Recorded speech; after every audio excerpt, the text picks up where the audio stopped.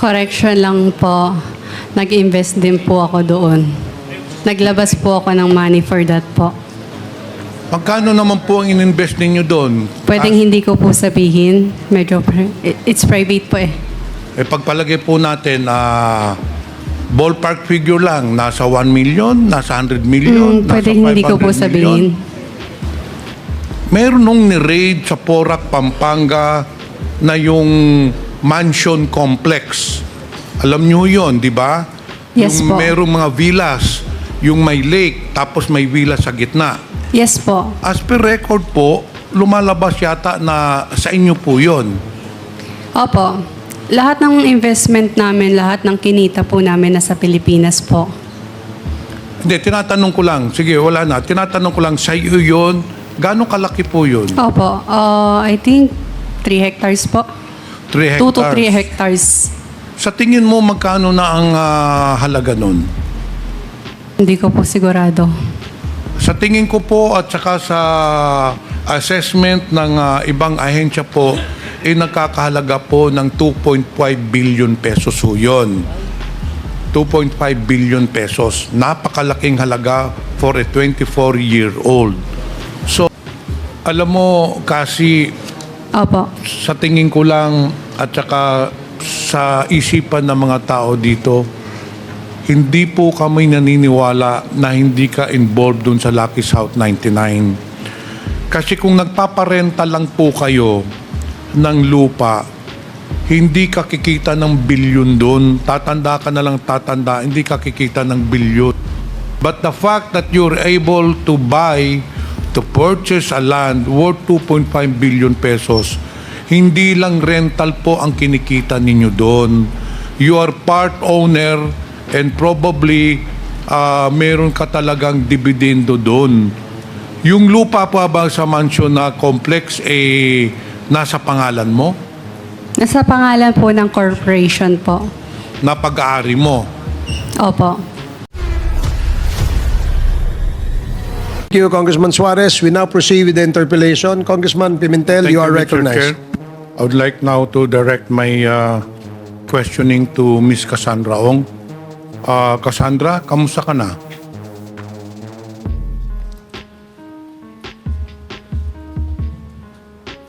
Okay lang po. Kamusta naman ang lagay mo doon sa detention center? Pinapakain ka naman Opo. 3 beses sa isang araw. Opo. Nananghali ka na. Yes po. Ngayon, anong tawag siya ng mga kaibigan mo? Anong palayaw mo, nickname mo? Kasi po. Kasi, okay. Kasi ang abogado mo po dito na kasama palagi si Atty. Topacio, hindi po ba? Yes po, pero today po si attorney. Okay. Ang tanong ko lang, paano mo nakilala itong si Atty. Topacio? Hindi ko po siya totally kakilala. Nakita ko lang po siya sa sa social. Sa social media. Yes po. So, Mr. Chair, paano mo na-contact si Atty. Topacio? Kasi pagdating mo dito, naalala mo, tinurn over ka muna sa NBI, hindi ba? May proseso kayo, tapos dinala ka na dito kaagad sa Congress. Pagka umaga, or the next day, I think, we had a hearing, nandun na kaagad si Topacio. So, kailan mo na-contact si Atty. Topacio? Nakontak ko po si attorney. Nakuha ko yung email nila, yung Topacio Law Firm sa Google po. Sa Google? Yes po. Tapos So, in-email ko po kailan mo sila. sinearch si Atty. Topacio sa Google nung nasa NBI ka o nandito ka na sa detention center? Nung panahon na in-email ko siya is around like last month, June. June po. Last month. Kinontrata mo na si Atty. Topacio last month, hindi ka pa nahuhuli dun sa... Hindi po kinontrata. Nag-email lang po. Nag-email ka Wala lang. pong walang engagement. So, ibig mo sabihin na gratis amortis itong libre, itong pag-aabogado ni Atty. Topacio sa'yo? Hindi po siya libre. Nag-down payment po ako nung time na nasa MBI po ako. So nung panahon nung nasa NBI ka, sigurado ka kasi na ikaw ang nagbigay ng pera o baka naman may nag-contact kay Atty. Topacio, binigay sa'yo na abogado si Atty. Topacio at sila ang nag-down payment? Hindi po. Sigurado po ako po yung nag-contact sa kanya, ako din po nagbayad sa kanya. Mr. Chair, kasi bakit mo naman naisipan na si Atty. Topacio ang kukunin mong abogado? Nakita ko siya sa internet, magaling, tapos matapang po. Sigurado ka walang nag-recommendar sa'yo kay Atty. Topacio na ayun ang kukunin mo? Sigurado po. Okay. Dito tayo kasi. Sabi mo, ikaw ay pinanganak sa San Juan, hindi po ba? Yes po. Doon ka lumaki. Sa San Juan. Sa Binondo po. Hindi. Ang San Juan, magkaiba sa Binondo. Pinanganak po ako sa San Juan. Pero doon ka na lumaki sa Binondo. Tama po. Saan ka nag-aral? Hindi po ako nakapag-aral. Hindi ka nakapag-aral? Nag-aral po, pero hindi po nakapagtapos. Hanggang high school, nakatapos ka ba ng high school? Pwedeng hindi ko na po muna sagutin. Anyway,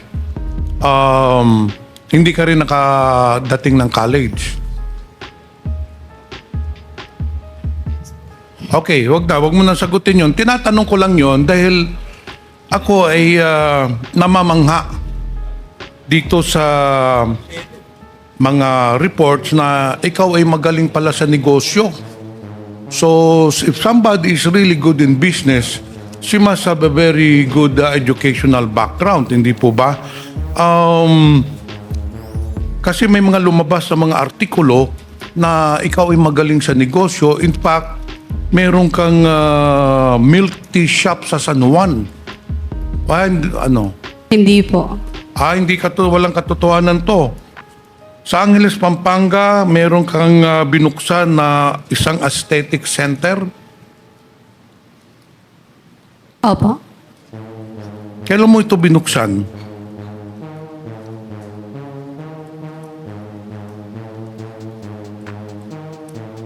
Hindi ko po matandaan yung exact Okay, year. anyway, ito ay wala kang kasosyo, sa'yo lang to. Itong aesthetic center sa Pampanga, Angeles, wala kang kasosyo o may kasosyo ka rito? Pwedeng hindi ko po siya sagutin. Kasi hindi naman po siya related. Walang problema yon. Maraming ka pang, salamat po. ibang negosyo. Sabi nga sa artikulo, ikaw bata ka pa lang, nagninegosyo ka na, marami kang negosyo, and then meron ka ring isang cafe-restaurant sa resort doon, hindi po ba? Meron po. Ayun ba ay nag-ooperate pa hanggang ngayon? Yes po. Okay, dito tayo sa pagpasok mo ng Lucky South 99. Kailan ka ba nag-apply doon sa Lucky South 99? Nag-apply po regarding saan po? Nagtrabaho ka sa Lucky South 99, hindi ba?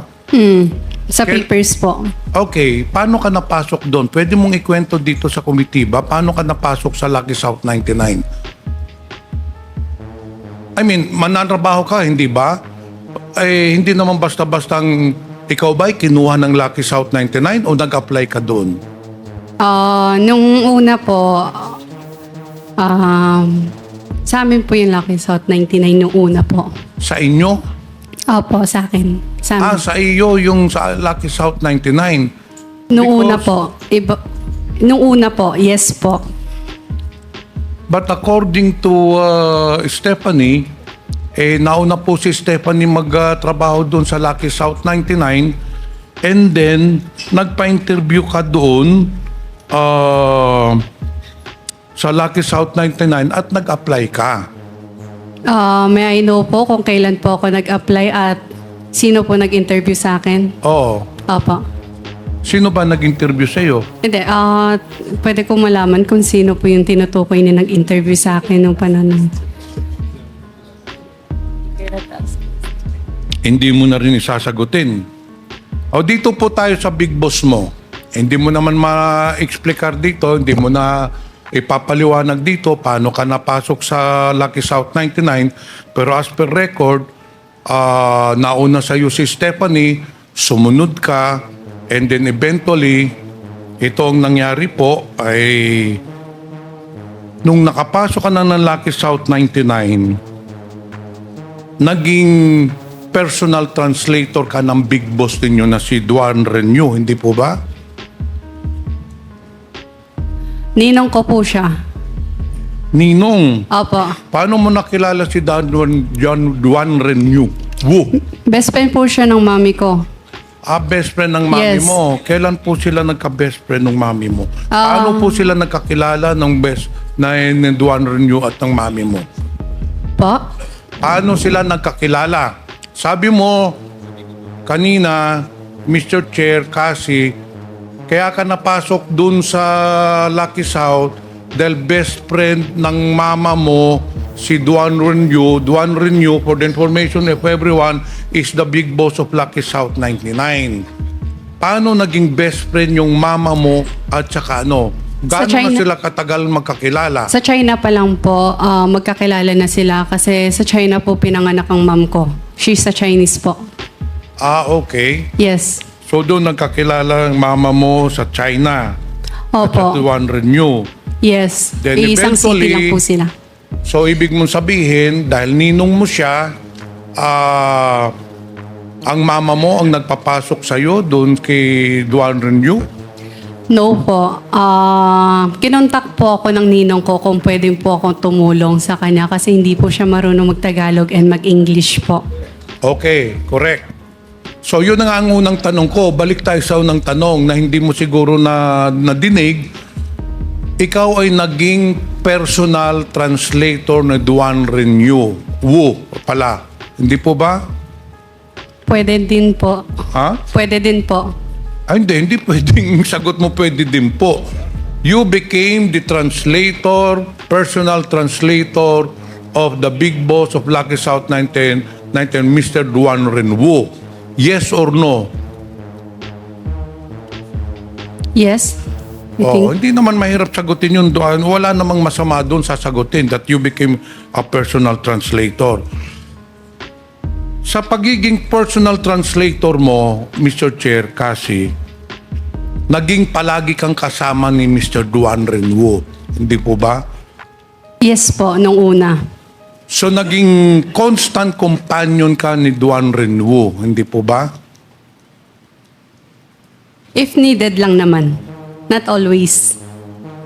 Well, according to the testimony of some of the resource person, during the last hearing, wala ka pa, sinabi nila, naging personal translator ka, and because of your job, palagi kang kasama, constant companion. Again po, pag kailangan lang po, tsaka ako sumasama. And in fact, itong sunod ko na tanong,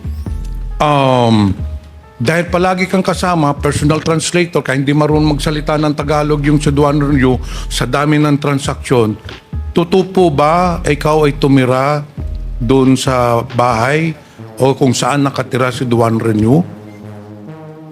Yes po. Saan po yun? Saan po yung tinirahan yung bahay na kasama niyo si Duan Renew? Nung una po, kung saan po yung office.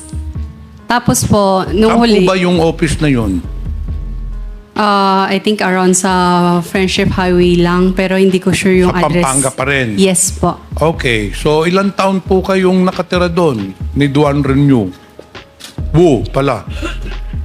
I think since then, since pumunta na ako doon na po ako nakatira. But sometimes umuwi din naman po ako sa Binondo. So 2019 ka nagsimula magtrabaho kay Duan Renew, hindi po ba? Pwede.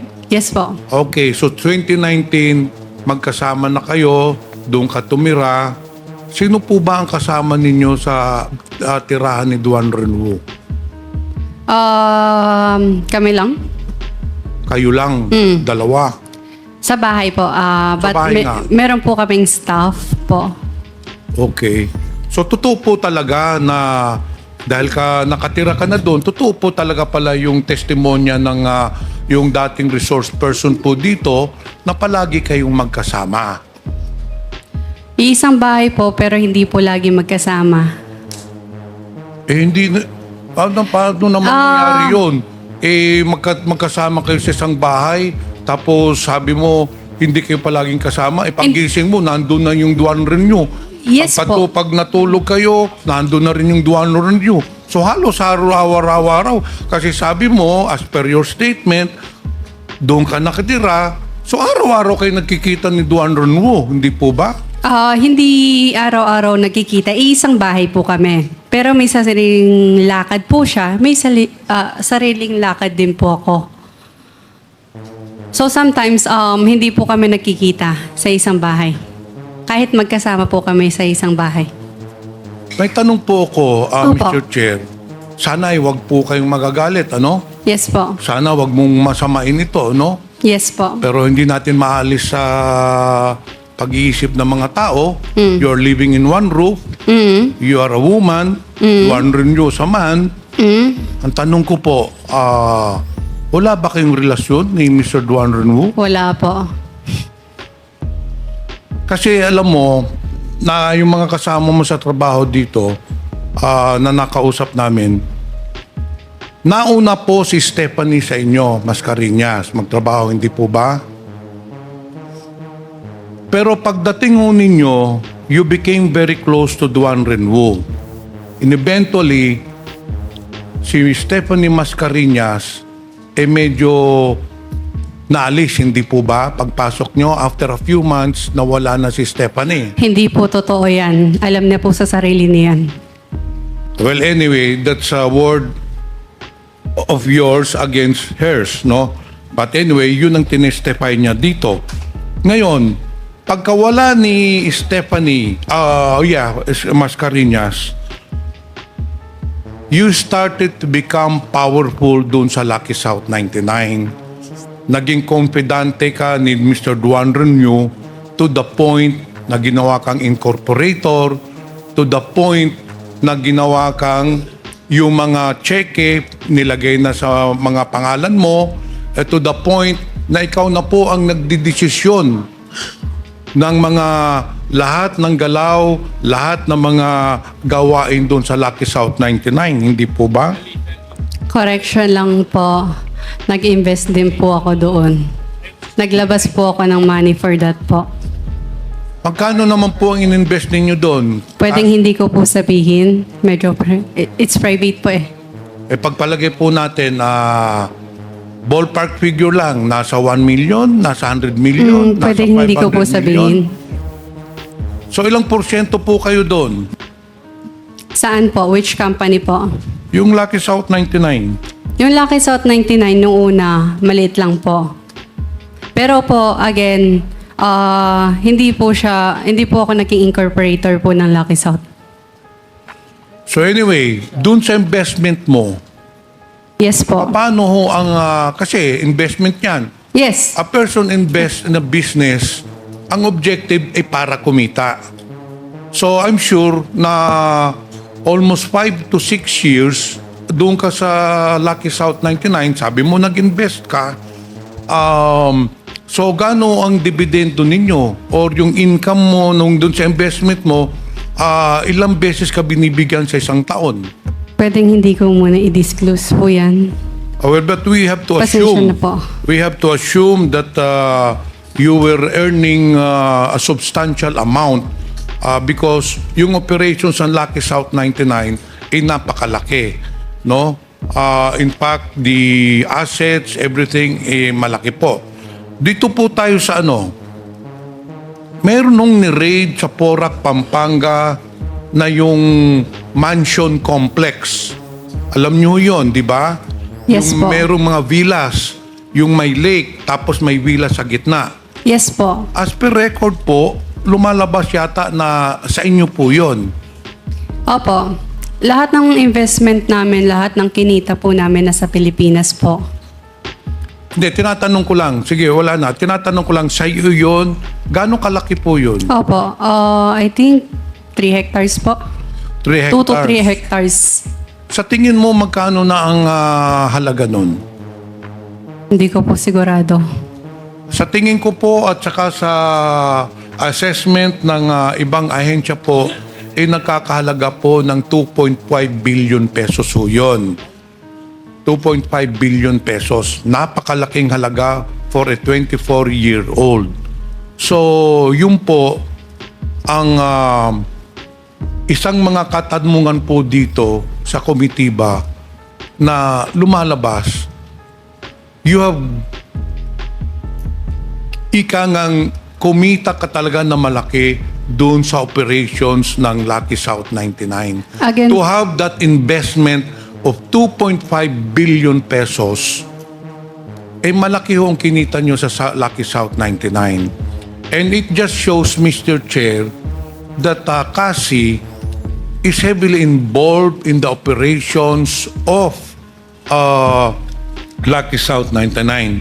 The fact that her name appears in the several documents, the fact that she has amassed several billions of pesos of properties just shows that she is really part owner of Lucky South 99.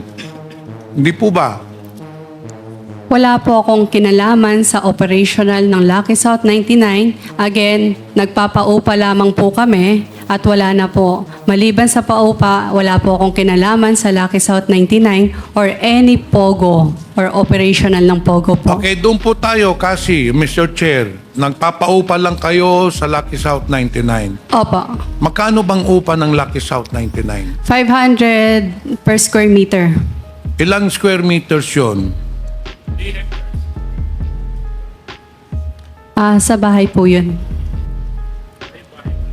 Yung bahay is 3 hectares, around 2 to 3 hectares po. Ano klaruhin natin? Ano bang pinaparentalan mo? Yung sa Porac, Pampanga o yung sa Porac, Pampanga po. Yung sa mansion complex? Hindi po. Iba po yung mansion, iba po yung office po. Okay, yung sa office, ilang hectares yun? Ilang square meters? Yung sa office, I think, nasa 7 hectares. 7 hectares? Pwede ko po i-double check. That's the land area. Kung 7 hectares, 7... Pero yung mismong, i-check ko po para sigurado. Yung 500 per square meter, every month ba yun o yearly? Per month. Per month? Aba, sa 7 hectares, 70,000 square meters times 500, that's 35 million. I-double check ko po kung gaano kalaki po yung building mismo. Hindi, yun na yung sinabi mo. So, you're... Opo, yung 35 million. lot po is 7 hectares po. Kayo I pa think- ba may-ari nun, nung 7 hectares na yon? Hindi po. Sa Cruz family po. Paano ikaw, bakit ikaw ang nagpaparenta nun? Sa Cruz family pala yun. Meron po kaming kontrata na may nangyari lang po. Pero as of now, hindi pa po siya sa amin. So ano ang kontrata ni Sasa nakasaad doon sa kontrata ninyo? Contract to sell po. Kaso nagkaroon lang ng konting problema. Ayun po yung hinahawakan ni... Contract to sell. Yes po. Ayun po yung hinahawakan ni... So, ilan taong ka nagpaparenta niyang lupa na yun na 7 hectares? Ilan taon? Bali, nag-start po siya sa maliit na... Bali, may phase 1, phase 2, phase 3 po siya. After kumita ng phase 1 po, tsaka lang binild yung phase 2. Tapos after kumita ng phase 2, tsaka lang nag-build yung phase 3 po. Okay. Opo. Yung lupa... Lahat po yan mache-check yung po. lupa kay Cruz family, pero yung kontrata ng lease, yung lease contract, sa'yo, it's between you and Lucky South 99. Ganun Yes. po ba? Ngayon, binabayaran ka ng Lucky South 99 ng rental. binibigyan mo ba yung Cruz family? Nag-i-installment po kami. Ang usapan po namin with their father, si Roberto Cruz, installment po ang lupa. Pero hanggang ngayon, di pa nyo nababayaran. Nagkaroon lang ng konting problema. Ayun po yung kasong hinahawakan ni Attorney Harry Roque po. Alam mo, kasi Opo. sa tingin ko lang at saka sa isipan ng mga tao dito, hindi po kami naniniwala na hindi ka involved dun sa Lucky South 99. Kasi kung nagpaparenta lang po kayo ng lupa, hindi ka kikita ng bilyon dun. Tatanda ka na lang tatanda, hindi ka kikita ng bilyon. But the fact that you're able to purchase a land worth 2.5 billion pesos, hindi lang rental po ang kinikita ninyo doon. You are part owner and probably meron ka talagang dividendo doon. Yung lupa pa ba sa mansion na complex nasa pangalan mo? Nasa pangalan po ng corporation po. Na pag-aari mo? Opo. Mr. Chair, I have no further questions, but upon interpellation, I sincerely believe that Cassie Ong is withholding information regarding the operations of Lucky South 99, and I certainly believe that Ms. Cassandra Ong is heavily involved or a partner of Lucky South 99. Thank you, Mr. Chair. Thank you, Congressman Pimentel. Ako, interjection lang dun sa susugan ko lang yung tanong ni Congressman Pimentel kasi sabi mo, ang business nyo ay hindi pogo, tama? Yes po. At real estate, tama? Yes po. At kayo ang gumawa ng mga buildings, tama? Yes po. Magkano ang cost ng building na ginawa nyo? Pwede ko i-double check po. Sige, do you have your data there now with you? No, kasi yung phone ko... Sige. So, pero kayo Sorry. nagpagawa. Opo. So, yung pinagawa niyo yun, sinong kasosyo mo dyan? Lahat ng name po sa corporation except kay Xiang Tan. Okay, kasi dun sa incorporator ng Lucky South 99, kasama dito si Mr. Silang tatlo, tatlo sila. Yan, si Mr. Chua, si Mr. I can't see your name. Yan, Mr. Linsangan, kasama ba sila sa investor? Hindi ko po sila kilala. Kasi sabi mo, yung incorporator ng Lucky South 99, sa records na hawak namin, sila ay isa sa mga may-ari ng Lucky South 99. Ang alam ko po, ang may-ari po ng Lucky South 99 is yung nangungupa po dati sa amin. Tapos ngayon siya na yung owner, si Mr. Cheng. Chinese. Yes. Chinese. Gonna update you po sa pangalan. Okay. Hingiin ko lang po. So, Alamin ko lang. sige. So, yun kayo ang nagpatayo. Kasama ka kasi may investment ka mo doon, di ba? Opo. So, kasama ka doon sa nagpatayo ng mga building. At Opo. sa ngayon, hindi mo kayang masabi sa amin kung magkano yung cost ng mga building na yon. Pero I'm sure malaki yon kasi ang daming building di ba? Ilan total number of buildings doon sa area? 40 plus. 40 plus buildings. Opo. At hindi pa kasama yung mga mansions. Kasama na po siya sa... Kasama siya doon sa 40 plus buildings? Opo, iba po yung sinasabi ni Mr. Chair na mansion na sa Porac and iba po yung sa office po. Okay. Tanong ko lang, no? Kasi puro mga Chinese yung kapartner mo dyan sa real estate na negosyong yan. Tama? Oo. Sa tingin mo, saan galing yung pera nila? Mr. Chair, lahat ng pera po namin is galing po sa hard-earned money po namin. Sa Pilipinas din po. Sa Pilipinas? Again, yung lupa po namin is installment po. Hindi po namin fully paid ang lupa. Yung perang ginamit nyo pagpatayo ng mga building, saan galing yung pera na yun? Yung part ko is tawag dito sa mom ko. Ah, mami mo. Yung part ko po. So, Yes. ang mami mo ay may business. Ano lang po, wholesale. Wholesale. Opo, Ng Chinese po kami. alin? Wholesale ng Ng mga iba-ibang product. parang goods coming from China, ganon. Yes po. So, ibig sabihin, dahil dun sa negosyo ng mother mo, nag-invest ang mother mo tsaka ikaw.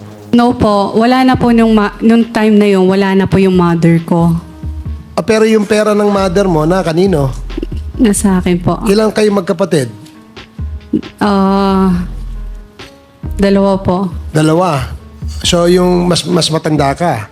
Opo. Okay. Kasi, mahiwaga yung ano eh. Saan galing yung pera? Pinagpatayo ng building. Sabi mo, sa'yo, sa side ng mother mo.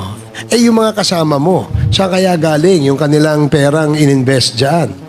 Ang alam ko po, pwede ko i-double check. Hindi ko po talaga sigurado eh. Ano yung pakiulit?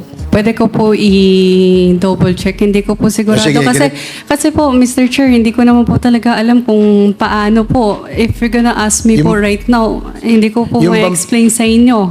Yung bang pera nila galing sa abroad? Hindi ko po alam. Yung bang pera nila ay galing sa negosyo nila rito? Hindi ko po talaga alam.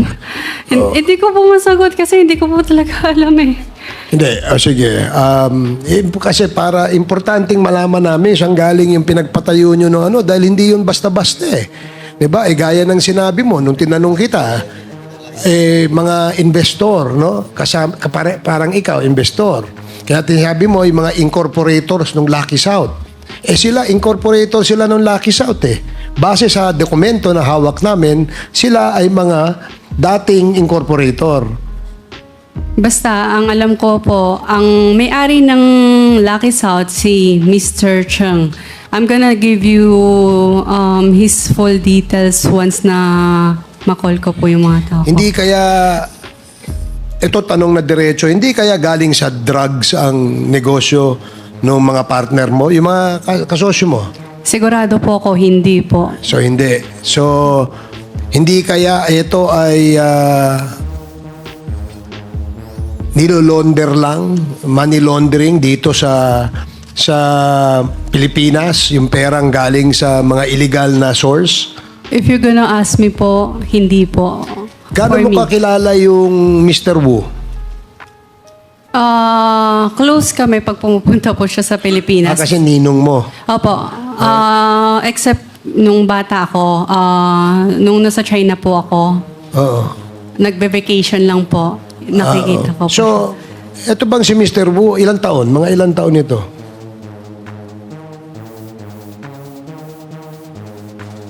40 plus? May asawa? Yes po, meron. Chinese, Pilipina. Chinese po.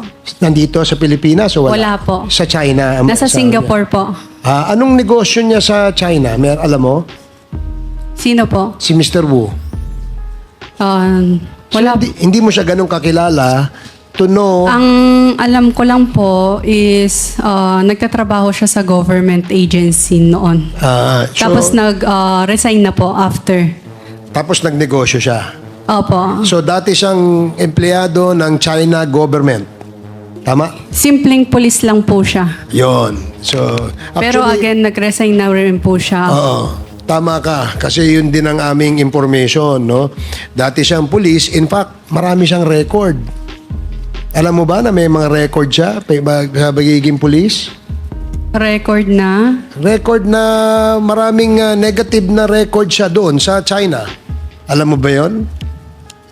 Sige, sasabihin ko sa iyo at the appropriate time. Okay? So, again, nakakapagtaka kasi na nag-invest ka dyan, yung hard-earned money sinasabi mo, galing sa'yo, galing sa mother mo, itinaya mo dyan sa negosyong yan, wala kang kasiguruhan kung ito ay babalik o sigurado kang babalik. Magdedibidendo ka. Mr. Chair, wala po kasiguraduhan sa negosyo. Okay, tama yan. No? Kasi yun din ang aking pananaw. No? Dahil pagka nag-invest ka, lalo na kung malaki ang investment mo, no, para ka nagsusugal. Di ba? Mababawi mo lang siguro yun kung siswertehin ka sa sugal. Tama ba ako? Opo. Okay, sige. So, no further questions. So, ayun, nakita nyo naman, napanood nyo naman po yung Congress hearing na yan patungkol po sa POGO, sa EJK at sa mga iba't ibang issue noong nakaraan pong administrasyon. Ngayon, napakinggan natin dyan, alam nyo, hangang-hanga talaga ako dito kay Cassandra Leong. Alam nyo po kung bakit? Ito ang isang katibayan, buhay na testamento na hindi po kailangan na makatapos ka ng pag-aaral para maging bilyonaryo. Imagine niyo po etong mga kabataan na ito, si Cassandra Leong at si Alice Gu, bilyon po ang mga properties, bilyon ang mga negosyo, bilyon ang kanilang mga na-acquire na property na ipagawa, na ipatayo, na bili na lupa. Imagine niyo po yun, kung gaano po kayaman itong mga ito. Bakit hindi sila nailalagay sa Philippines Billionaires? Bakit kaya? 'Di ba? Kasi katulad niya, no, billion po ang pinag-uusapan dito na pera. Hindi po hundreds of millions lang. Billion. Kaya nga 'di ba, hindi po masabi nitong si Cassandra Leong ang kanyang mga halaga ng kanyang mga na-invest dito sa mga negosyo na ito, kasi nga po billion po ang pinag-uusapan. Naku, pwede rin siyang masilip diyan ng BIR. Pwede rin siyang makasuhan diyan ng tax evasion. Kung sakali na mabuking po dito sa pagdinig na ito na hindi po siya nagbabayad ng tamang buwis sa mga pera na kanyang kinikita. Napakalaking halaga po. Katulad na lang ng bahay na nandito sa likuran ng ating screen. Nasa likuran natin. Biruin nyo po, billion po ang halaga niyan. Lupa pa lang billion na. Ito pa, dagdag mo pa yung ganyang kalaking villa, meron pang man-made lake, resort style, meron pang parang rest house sa gitna.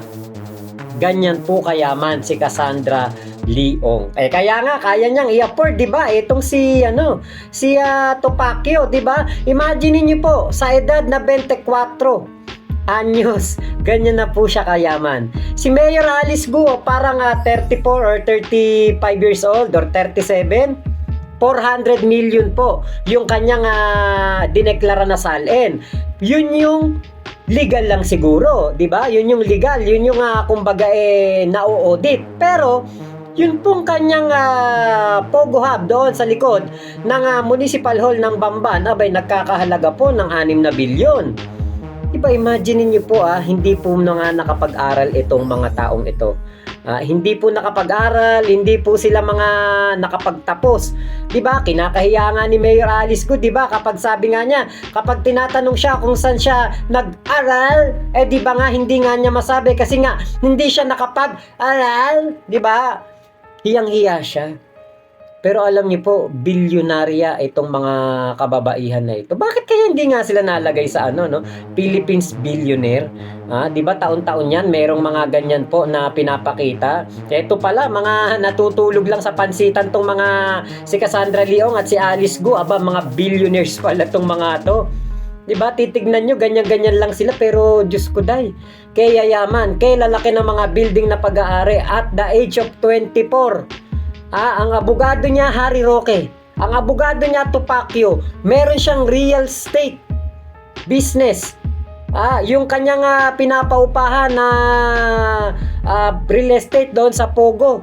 Yung maraming building na yon, 40 buildings. Imagine niyo po kung gaano po kalaki ang yaman, pera nitong mga taong ito.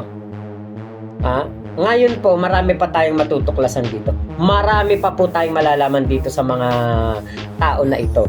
At alam nyo, saludo ko sa dalawang to. Saludo ko sa iyo, Cassandra Leong, at kay Alice Gu. Ito, katibayan talaga. Hindi pag-aaral ang sagot sa kahirapan. Hindi pag-aaral ang sagot para makaahon ka sa hirap or yumaman ka sa buhay. Sumama ka sa mga tsekwa na mga leader na sindikato, sigurado yayaman ka. So yun lamang po. Maraming salamat sa pagsama nyo dito sa ating vlog na ito. Ingat po kayong lahat. Nasa mang panig kayo ng mundo. Huwag po kayong sasali sa sindikato, ha? Joke lang yun. Huwag kayong sasali sa kahit anong sindikato. Ingat po kayo. Momo chup chup. Love you, love you. God bless us all, Pilipinas. God first. Salamat.